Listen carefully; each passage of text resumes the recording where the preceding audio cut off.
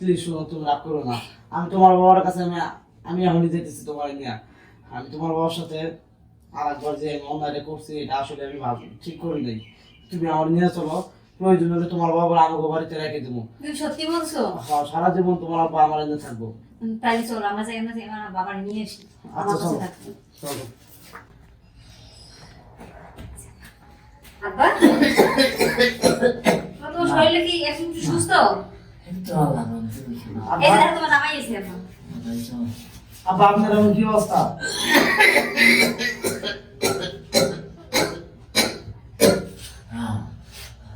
আব্বা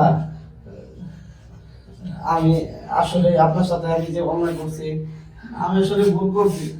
আমার বাবা মা নাই তো, এই লেগে আমি বাবা মার বুঝতে পারি না। আব্বা আপনার মাফ করে দিন আব্বা। আব্বা তুমি আর মাফ করে দিও, ও আর ভুল বুঝতে পারছে।